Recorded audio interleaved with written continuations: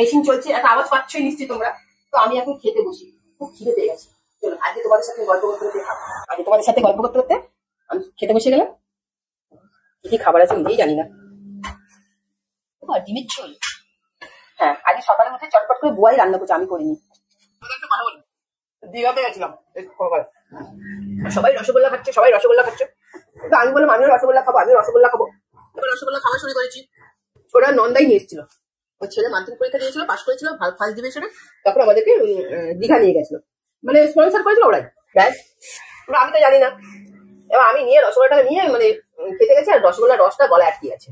বিশ্বাস করবে না, সেই দিনকে যে কি অবস্থা হয়েছিল, মানে চোখ মুখ উল্টিয়ে গিয়ে অবশ্যই তোমাদের সাথে বসে লাঞ্চের জায়গা ঠিক করবো। সেই দিন একসাথে বসে আমরা পিকনিক করবো। কি ঠিক বলেছি তো? আমি এইভাবে একা একা খেতে ভালো লাগে না, একা একা খাবো, তোমাদের সাথে গল্প করবো। সেদিন তোমরাও থাকবে, আমিও থাকবো। কি হবে তো সেই দিন? হ্যালো বন্ধুরা, দেখো আজকে আমি একা একাই চলে এসেছি তোমাদের সামনে। অন্য সময় তো তোমরা দেখো বুবুকে, কিন্তু আজকে বুবু নেই, বুয়া অফিস চলে গেছে। আর আমাকে বললো বুয়া তুমি তাড়াতাড়ি করে খেয়ে দিয়ে তুমি বেরিয়ে যাবে, বলাটাই সার, তাড়াতাড়ি করে। কি তাড়াতাড়ি করে কি খেয়ে দিয়ে বেরোনো যায়? তো ঠিক আছে, আমি জাস্ট ওয়াশিং মেশিনে কাপড় দিয়ে দিয়েছিলাম। তখন সেদিনকে তো দেখেছিলে এক দাদা তোমাকার পাহাড়ের মতো কাপড় কিছুটা দিয়ে এই জানলায় মেলে রেখে দিয়েছি। দেখো এখানে টাই হয়ে আছে, ওই জানলাতেও মেলা আছে, দেখো দেখতে পাবে। সব কাভার দিয়ে দিচ্ছি, পর্দাগুলোতে সরানো আছে বলে দেখো এখানে টাই হয়ে আছে। তাহলে এখন কি হচ্ছে, জানলা খুলে রাখি না, ওই যে চড়ুই পাখি আছে, সেই চড়ুই পাখি ঘরের মধ্যে ঢুকে একদম উৎপাত করছে, মানে কি বলবো। এইদিকে আমার এই জানলাটা আমার সব থেকে বেশি ভালো লাগে, কারণ কি এইদিকে গাছগুলো থাকে বলে। দেখবে প্রচুর তোমাদের কাছে নালিশ করলো, আর কিছু বলার নেই। তোমরা দেখে নিয়েছো যে আমি ঘরে কিচ্ছু করি না, কোনো কাজকর্ম করি না। হ্যাঁ স্বাভাবিক, যদি এইভাবে যদি নালিশ করতে থাকে তাহলে তো সেটা হবেই। যাই যাই হোক, গিয়া যোগ হয়ে যাক, নালিশ করুক নাই করুক, যেটাই হোক। সে দেখবে আমরা মেয়েরাই সারাদিন যাই করি না তারা, পুরুষ জাতের ধর্মই হচ্ছে ও কিচ্ছু করে না, এটাই হচ্ছে তাদের পয়েন্ট। মেশিন চলছে, একটা আওয়াজ পাচ্ছই নিশ্চয়ই তোমরা। তো আমি এখন খেতে বসি, খুব খিদে পেয়ে গেছে। চলো আজকে তোমাদের সাথে গল্প করতে করতে আমি খেতে বসে গেলাম। কি খাবার আছে নিজেই জানি না। ডিমের ঝোল। হ্যাঁ, আজকে সকালে উঠে চটপট করে বুয়াই রান্না করছে, আমি করিনি। পেঁপে সেদ্ধ আছে, ম্যাগো। বুয়া খেতে খেতে একটু ভাত রেখে দিয়ে চলে গেছিল, সাদা ভাত। আমি আবার মাখা ভাতটা, কারো মাখা ভাত খাই না। হ্যাঁ, আমার আবার কিছু ব্যায়াম আছে, একটু ভাত নিয়ে নিলাম। আমি সব খাবো, কিন্তু কারোর মাখা জিনিস আমি খাবো না। হ্যাঁ, পেঁপে খাই, আমি পেঁপে সেদ্ধ খাই না। তো একটা পেঁপে নিয়ে নিলাম। যখন আলু ভাজাটা আছে, আলু ভাজা নেবো। আলু তো আমার ফেভারিট। কিন্তু এইবারে শীতে তো তোমরা দেখলে যে আমার এত শরীর খারাপ ছিল, একটা দিনও যেন আমি আলুর পরোটা খেতে পারিনি। আমার মানে কি বলবো, ডিমের ঝোলটা উদলা করে রাখি, কারণ কি আমি তো দেবো না, আমাকে তো দেওয়ার আর কেউ নেই। ওই জলটাকে রাখি ওপেন করে, কারণ আমার খেতে খেতে আবার গলা আটকে যায়। খুব মানে আমার যে বাচ্চাদের মতো কত রকমের সমস্যা আছে না, জানো না, জানলে টের পাবে। একটু নুন নিয়ে নি। ও বাবা, নুন নিচে চলে গেছে, ঝাঁকিয়ে নি নুনটা। चल धन्नो नमक गिर, जल्दी जल्दी गिर। क्यों?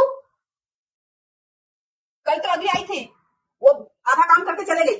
हाँ नहीं नहीं नहीं, हाँ अगली का पति भी आया था, हम उनसे बात नहीं करते। हाँ, वो आके मेरे पति से बात किया था, तो मालूम नहीं है। रुक ना बाबा, अभी खाने बैठे हैं, उसके बाद बात करेंगे, जा। तो ठीक है, তোমরা দেখলে। হ্যাঁ, আমি ম্যাক্সিমাম সময় ঘরে হিন্দিতেই কথা বলি, কিন্তু ওই যে আমি চ্যানেলটা ওপেন করেছি বাংলায়, সেই জন্য আমাকে বাংলায় কথা বলতে হবে। হ্যাঁ, এটা বলেছে যেহেতু আমার বাংলা চ্যানেল, সেই জন্য আমাকে বাংলায়, কিন্তু আমি ম্যাক্সিমাম সময় ঘরে হিন্দিতে কথা বলি। পেঁপেটা কি করেছি, তো আগে পেঁপেটাকে দিয়ে ভাতটা খেয়ে নিই। তো আমাদের একটা জায়গায় যাওয়ার প্রোগ্রাম আছে জানো, তো সেই জায়গায় যাওয়ার প্রোগ্রামটা আছে বলে তো বুয়া আমাকে বলেছে তুমি যাবে কি করে। তাই বললাম কেন, বলছে সেই জায়গায় নাকি খাওয়া নিয়ে তাদের একটা প্যাকেজ। আমি বললাম খাওয়া নিয়ে যখন একটা প্যাকেজ আছে, তো আমি যাবো, ওখানে খাওয়া নাকি হেভি দেবে, সে রাজকীয় খাবারের সম্ভার। তখন বললো বুয়া বললো সেই প্যাকেজে তোমার যাওয়া হবে না, তো ওখানে যে যত তাড়াতাড়ি খেতে পারবে সে প্যাকেজের মধ্যে, তার নাকি সেটা ফ্রি। তো আমি বললাম তাহলে আমি কি করে খাবো। তখন বুয়া বললো হ্যাঁ, যদি তুমি 8 ঘন্টার মধ্যে, না কত 8 ঘন্টা না, আমি ভুল বললাম, মানে 15 মিনিটের মধ্যে কতগুলো খাবার আইটেম, মানে 21টা না কত, সেই খাবার নাকি খেলে তোমার নাকি টাকা দিতে লাগবে না, সেটা টোটালি ফ্রি থাকবে। আমি বললাম আমি তাহলে যেতে পারবো না গো, তাহলে আমি খাবারটা মুখে দিই, তাহলে গল্প করতে করতে না গল্পই হয়ে যাবে। পেঁপেটা দিয়ে ভালোই লাগছে। আচ্ছা, অনেকদিন পর পেঁপে খাচ্ছি তো, নাহলে পেঁপে সেদ্ধ খাই না, আমার এমনি পেঁপে তরকারিটা খেতে ভালো লাগে। কাউকে বললো, আমি বললাম ঠিক আছে, কি দরকার, কাউকে বললো তোমাকে কোনো কম্পিটিশনে নিয়ে যাওয়া যাবে না। আমি বললাম সেটাই ঠিক, আমি খেলাধুলা ঢ্যাঁড়স, খাওয়াতে ঢ্যাঁড়স, তো আমি বললাম কিন্তু আমি ঢ্যাঁড়স খেতে খুব ভালোবাসি জানো। এইরকম তোমাদেরকে সত্যি কথা বলছি। আসলে একটা জিনিস খেতে খুব ভালোবাসি, আইসক্রিম আর চকলেট, এটা খুব ভালোবাসি। আর কোনো এমনি কথা খেতে খেতে কথা বলতে হবে না, ইয়া বলে তো বলে আটকে যায়। আর তখন মানে কি বলবো, হ্যাঁ তোমাদের একটা কথা বলি, দীঘাতে গেছিলাম, সবাই রসগোল্লা খাচ্ছে, সবাই রসগোল্লা খাচ্ছে, তো আমি বললাম আমিও রসগোল্লা খাবো, আমিও রসগোল্লা খাবো। এবার রসগোল্লা খাওয়া শুরু করেছি, ওরা নন্দাই নিয়ে এসেছিল, ওর ছেলে মাধ্যমিক পরীক্ষা দিয়েছিল, পাস করেছিল ফার্স্ট ডিভিশনে, তখন আমাদেরকে দীঘা নিয়ে গেছিল, মানে স্পন্সর করেছিল ওরা, ব্যাস। ওরা আমি তো জানি না, এবার আমি নিয়ে রসগোল্লাটা নিয়ে মানে খেতে গেছে, আর রসগোল্লার রসটা গলায় আটকে আছে।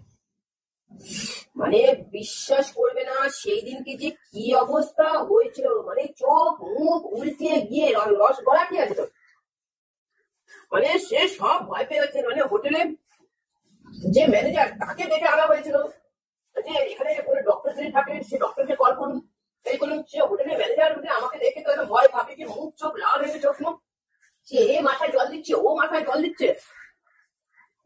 তারপরে আমরা ছিলাম সেকেন্ড ফ্লোরে, রাস্তার ধারে, মানে তারপরে থার্ড ফ্লোর বা ফিফথ ফ্লোরে, তো সেখানে মানে কোনো ডক্টর ছিল, অতটা আমার মনে নেই, কারণ আনা হয়েছিল তো অতটা মনে নেই, ওটা বোয়া থাকলে তোমাদেরকে বলতে পারতো। তখন সবাই তো মানে হল্লা হয়ে গেছে যে কিছু একটা হয়েছে, কিছু একটা হয়েছে। তখন তিনি নিজে থেকে নাকি এসেছিলেন, এসে মানে বলে না ভগবান খুদ আকে নেই, ভগবান কিসি না কিসি ভেজ দিতে হয়, দেখবে তো, যদি তুমি যখন বিপদে বলবে কেউ না কেউ তোমাকে সাহায্য করতে চলে আসবে।